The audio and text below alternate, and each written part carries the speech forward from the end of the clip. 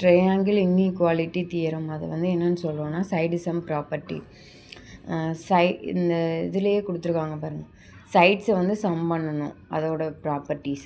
Some of length of any two sides of a triangle is greater than the length of a third side.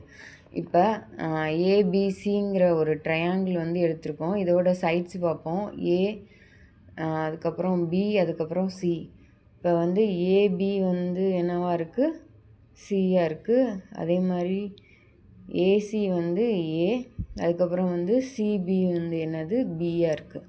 இப்போ என்ன பண்ணணும்னா ஏ plus B வந்து அதோட value வந்து என்னவாக இருக்குது, சியை விட வந்து கிரேட்டராக இருக்குது. அதே மாதிரி AC A plus C greater than B, அது மாதிரி B plus C greater than A. இப்போ வந்து இதை சாட்டிஸ்ஃபை பண்ணால் தான் அது வந்து ஒரு ட்ரையாங்கிளை மேக் பண்ணும், இல்லைன்னா அது பண்ணாது. எக்ஸாம்பிள் பார்ப்போம். இப்போ ஏபிசிங்கிற ஒரு 3 சைட்ஸ் கொடுத்துருக்காங்க. ஏ வந்து 3 சென்டிமீட்டர், பி வந்து 4 சென்டிமீட்டர், சி வந்து 5 சென்டிமீட்டர்.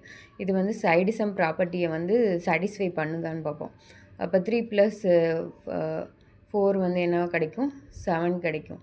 7 வந்து 5 விட என்னவாக இருக்கும், கிரேட்டராக இருக்கும்.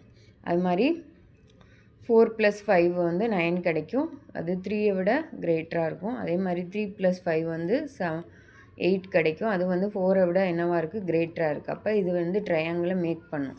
அதே மாதிரி இந்த இன்னொன்று பாருங்கள். ஏ வந்து 4 சென்டிமீட்டர், பி வந்து 5 சென்டிமீட்டர், சி வந்து 10 சென்டிமீட்டர் கொடுத்துருக்காங்க. இதை வந்து சம் பண்ணால் அது ட்ரையாங்கிளை மேக் பண்ணுவோமா, பண்ணால் தான் நீங்கள் செக் பண்ணி பாருங்கள். இது வந்து ட்ரையாங்கிளை வந்து நாட் மேக். ஏன்னா வந்து நீங்கள் வந்து செக் பண்ணிவிட்டு சொல்லுங்கள்.